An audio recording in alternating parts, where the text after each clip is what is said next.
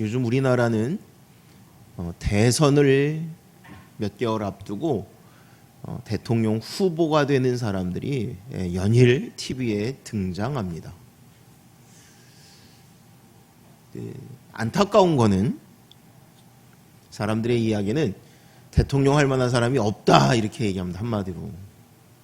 근데 저는 그보다 더 안타까운 게 뭐냐면 중요한 거는 우리는 지금 투표를 해야 된다는 거예요.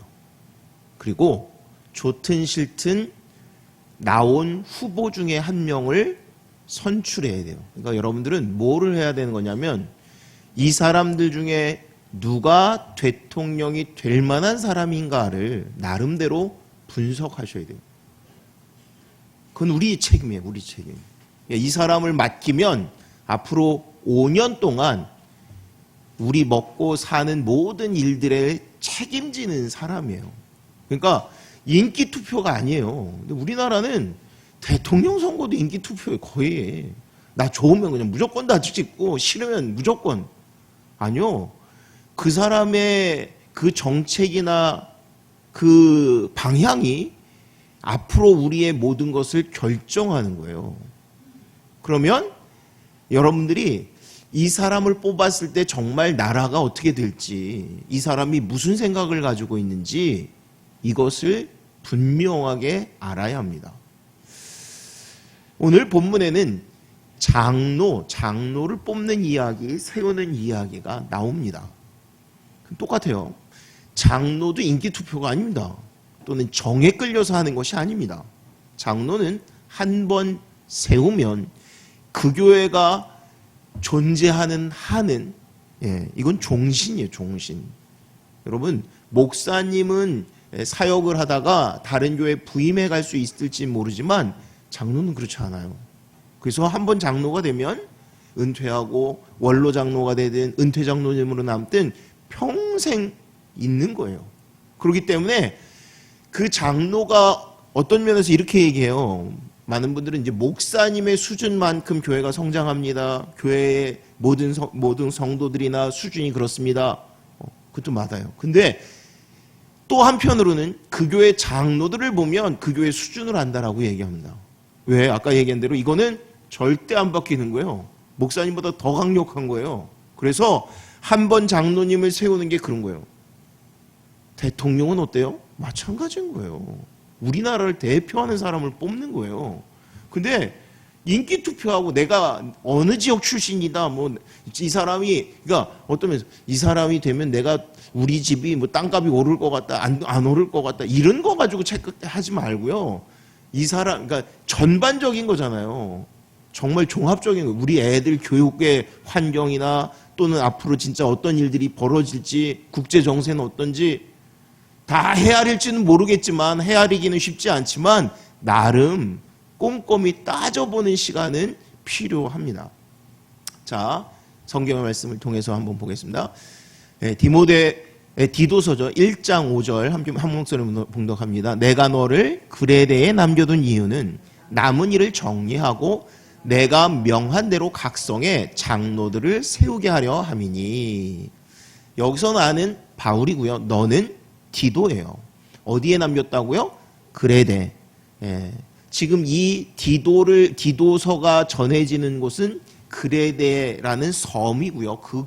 그곳에 있는 교회에다가 이 편지를 전해주는 거예요. 근데 그레데에 보낸 이유가 뭐라고 그랬냐면 남은 일을 정리하라고 그랬대요. 그게 도대체 뭔지는 모르겠어요. 근데 우리는 항상 누구든지 정리하는 일을 하게 되어 있습니다. 뭐 정리한다고 그래서 일을 끝마친다, 마무리한다라는 얘기가 아니라 모든 일은 정리를 하는 거예요. 정리. 그러니까 하나님이 천지를 창조하셨을 때도 맨 처음에 하나님이 창조하시기 전에 상태의 모습은 어떻게 해요? 혼돈이에요. 혼돈. 흑암과 혼돈이에요. 그래서 믿는 사람들이 가는 곳은 언제나 정리정돈이 잘 되어야 되는 거예요. 그러니까 청소 잘하라는 얘기만이 아니라 모든 일을 깔끔하게 하나님의 질서 가운데 행해야 한다라는 얘기하는 거예요. 그 다음에 나오는 게 뭐예요? 어떻게 하라고요? 장로를 세우게 하려고. 그래서 너를 세웠대요. 남겨두었대요. 자, 장로는 그럼 어떤 사람을 세워야 되는지, 또 장로가 된다는 것은 어떤 의미인지, 그것을 오늘 보려고 하는 것입니다. 넘겨보겠습니다. 장로님은 어떤 분이냐면 6절입니다. 함께 봉답니다. 책망할 것이 없고 한 아내의 남편이며 방탕하다는 비난을 받거나 불순종하는 일이 없는 믿는 자녀를 둔 자라야 할지라. 되게 간단합니다. 첫째는요, 책망할 것이 없어야 된대요. 흠잡을 것이 없어야 된대요. 진짜 근데 이게 제일 어려워요. 뭐라고 얘기하면 그 사람 다 좋은데 이게 이러잖아요. 그런데 이 책망할 것이 없는 사람, 근데 사람들은 이런 생각을 해요. 장로는 돈이 많아야 돼. 성경 어디에도요 돈 많은 사람이 장로해야 된다라고 얘기하는 데는 없습니다. 또는 그래도 장로는 똑똑해야지.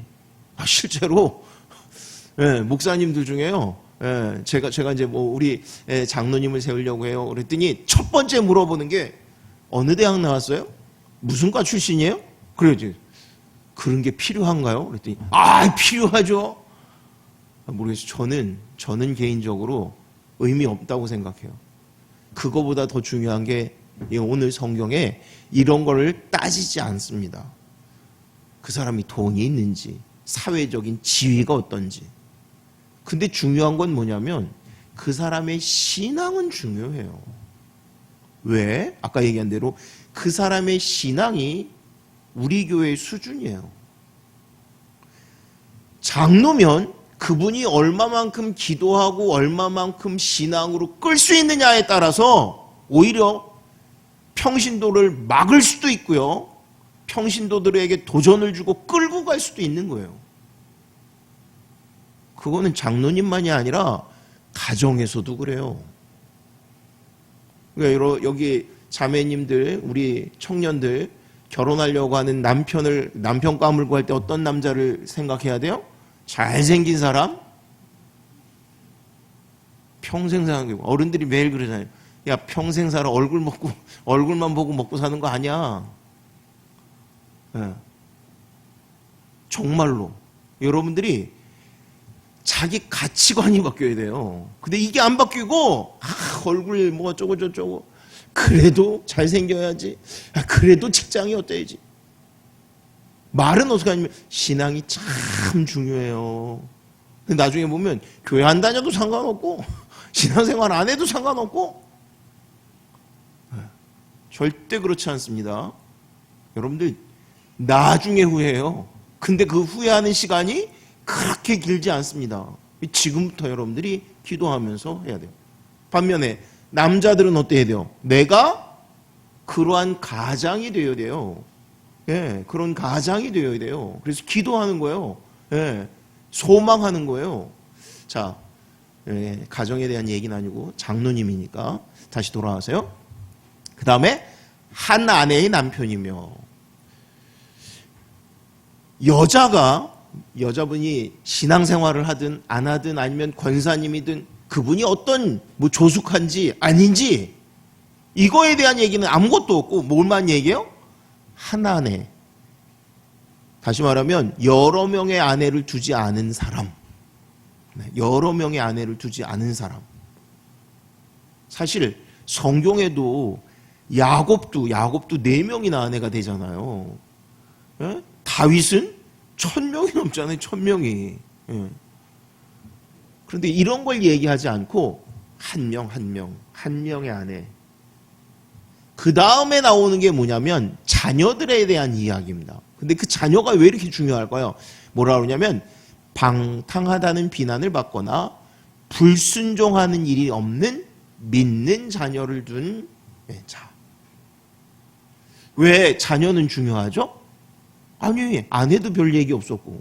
근데 왜 어떤 면에서요, 장로를 얘기할 때 특별히 뭘 해라라고 얘기하지 않고 그냥 책망할 것이 없다, 뭉뚱그려서 이렇게 이야기하고요. 그리고는 자녀에 대한 얘기를 더 많이 해요. 그러면 당시 오늘날은 이제 장로님이 여자분들도 있어요. 근데 과거에는 장로는 남자만 세웠죠. 그러면 아버지가 아버지의 영향을 받는 자녀는 뭐를 영향을 받을 것 같아요? 아버지로부터? 보통 아들은 아버지를 보고 꿈을 꾼대요. 비전을 갖는데요. 야망을 갖는데요. 또 하나 아버지를 통해서 존경심이라는 걸 얻는데요. 그래서 내가 아버지를 존경한다 라고 이야기하면 진짜 성공한 거죠. 그 아버지는. 또 아버지만 성공한 게 아니라 그 자녀도 바르게 잘 자란 거예요. 그럼 딸은요?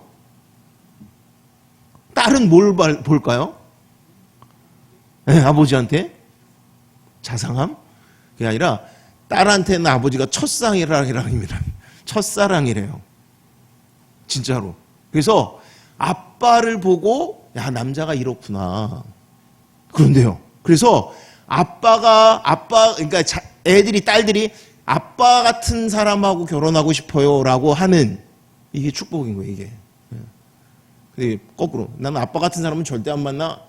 그러면 이건 심각해지는 거예요. 자, 이건 이제 일반적인 얘기고요. 그러면 오늘 성경에서는 방탕하다는 비난을 받지 않아야 된대요. 누가? 자녀가. 방탕하다라는 얘기는 아까 정리한다라는 얘기 있죠. 이거랑 반대되는 거예요. 그러니까 두서가 없는 거예요. 뭘 하는지 모르겠는 거예요. 이러면 안 된다라고 얘기하는 거예요. 그런데 자녀는 왜 그럼 자녀를 보냐면 이 자녀들은 계속 그 아버지를 보고 있었다라고 얘기하는 거예요. 그래서 우리 표현으로 이렇게 표현합니다. 자녀들은 아버지 뒷모습을 보고 자란대요. 그래서 뒤에서 애들 걸어가는 거를 이렇게 사진을 찍으면 아빠 걷는 거랑 똑같이 걷는데요. 우리 주은이가 저랑 진짜 비슷해 걷는 게. 그게 가르쳐서 그러는 게 아니라 자기도 모르게 보고 그냥 똑같이 하는 거예요. 자, 그래서 바울이 지금 디도에게 이야기하는 거예요. 이런 사람을 장로로 세워. 이런 사람이 장로가 되어야 돼. 남편이 없거나 또는 아버지가 안 계신 분들, 이런 분들은 나는 없는 데가 아니라 이러한 모습을 꿈꿔야 되고 그것이 내 가정을 이루는 그런 조건으로 기도해야 되는 거예요. 기도. 그 다음에 불순종하는 일이 없어야 된대요. 오늘날 어때요? 자녀들이 울퉁불퉁 순종이라는 걸 몰라요. 그죠? 언제부터 그래요? 애들이요 조금만 크면 이미 여기 큰 머리 큰 애들은 다 그렇고요. 혜원이, 가은이, 준원이 중에 말을 잘 안 듣기 시작하는 애가 언제부터 그래요? 다 안 들어요? 아니면 다 잘 들어요 지금? 다 안 들어요? 내 딸이 딱 눈치가 서집사님은 다 듣는다고 얘기를 하려고 그러는 것 같은데 갑자기 김집사님이 다 안 듣는다고. 희한하죠. 그런데요, 그러면 부모를 통해서 자녀가 순종하는 걸 배우려고 하면 어떻게 할까요? 부모가 순종하는 모습을 보여야 돼요. 부모가 순종하는 모습을 보여야 돼요. 왜 우리 애는 순종하지 않지? 그럼 다른 걸 보지 말고 나를 봐야 돼. 나를. 어떤 면에서 아까 얘기한 대로 조금만 자아가 생기면 그러면 울퉁불퉁해집니다. 넘겨보겠습니다. 조금 전께 장로에 대한 거고요. 지금 7절, 8절, 9절은 감독에 대한 거예요. 감독에 대한 거는 한 목소리 길지만 한 목소리 쭉 읽어보겠습니다. 감독은 하나님의 청지기로서 책망할 것이 없고 제급짓대로 하지 아니하며 급히 분내지 아니하며 술을 즐기지 아니하며 구타하지 아니하며 더러운 이득을 탐하지 아니하며 오직 나그네를 대접하며 선행을 좋아하며 신중하여 하며 의로우며 거룩하며 절제하며 믿분 말씀의 가르침을 그대로 지켜야 하리니 이는 능히 바른 교훈으로 권면하고 거슬러 말하는 자들을 책망하게 하려 함이라. 아니 장로는 짧았는데 감독은 왜 이렇게 길어요? 첫째, 길다. 두 번째, 공통점이 없어요? 있어요. 하나 있죠. 그래요. 책망할 것이 없는 사람. 어떤 면에서 뒤로 9가지나 쓴 거예요. 근데 이 9가지가 다 한마디로 말하면 흠잡을 데가 없어야 된다는 얘기를 다시 하는 거고요. 그런데 감독과 장로의 차이점이 있다면, 감독은 그 사람 본질에, 그 사람 본인이 가지고 있는 자질이나 이런 거에 대한 이야기보다 가족을 얘기했었죠. 그런데 감독은 어떻게 해요? 어떤 면에서 자기가 가지고 있는 성품, 기질, 아니면 교육 정도, 이런 걸 가지고 이야기해요. 왜 그러냐면, 감독은 소위 말하면 교회 전체, 그러니까 한 교회가 아니라 자기 장로라고 하면 우리 교회 안에서의 문제예요. 우리 교회. 그러니까 어때요? 우리 교회 안에 있으니까 성도들이 다 보잖아요. 그 사람을 알잖아요. 누구를 알아요? 그 장로님만 아는 게 아니라 그 가족을 다 알고 있어요. 그래서 이게 중요한 거고요. 감독은 교회를 보는 사람들이에요. 교회. 아까 제가 우리나라는 이 대통령 선거하는데 인기 투표하는 것 같이 합니다. 근데 이 사람은 전체를 볼 줄 아는 사람이어야 돼요. 그러니까 한마디로 하면 진짜 그 일을 할 줄 아는 사람이 해야 되는 거예요. 감독이 딱 그래요. 감독을 가지고 지금 감독을 뽑는데 그 가정이 어떠니, 이 일을 하니, 이렇게 얘기하지 않고 진짜 실무를 할 줄 아는 것, 그걸 가지고 얘기하는 거예요. 그럼 이 사람은 죄 짓고 흠 있고 그래도 된다는 얘기인가요? 아니요. 그거는 애시당초 한마디로 흠잡을 것, 책망할 것이 없고라고 이야기하는 거예요. 자, 오늘은 추수감사절이라 제가 요 이제 본문은 짧게 설교를 하고 우리 성경 공부할 때 여러분들 좀 깊이 말씀을 나누고요. 넘겨보겠습니다. 한 목소리로 읽겠습니다. 로마서 10장 10절. 사람이 마음으로 믿어 의에 이르고 입으로 시인하여 구원에 이르느니라. 입으로 시인한데요. 입으로 뭘 시인할까요? 하나님이 하셨습니다 하는 거예요. 하나님이. 우리 추수감사절 하면 뭐 하냐면 지난 한 해 동안 감사했던 일들을 나와서 여러분들이 한마디씩 하죠. 기도하면서 뭐가 감사한지. 다 아마 올해 힘든 한 해를 지냈을 거예요. 그런데 진짜 입으로 시인하는 거예요. 뭘? 이 일은 하나님이 하셨습니다. 그래서 감사는, 감사에 대한 설교를 듣는 것도 중요한 게 아니고 내 입으로 고백하는 거예요. 고백. 제가 먼저 하고 매일 해봤으니까 알죠? 나오자마자 다음 하실 분을 지정하시고요. 그리고 나서 뭐가 감사한지 이렇게 얘기하시기 바랍니다.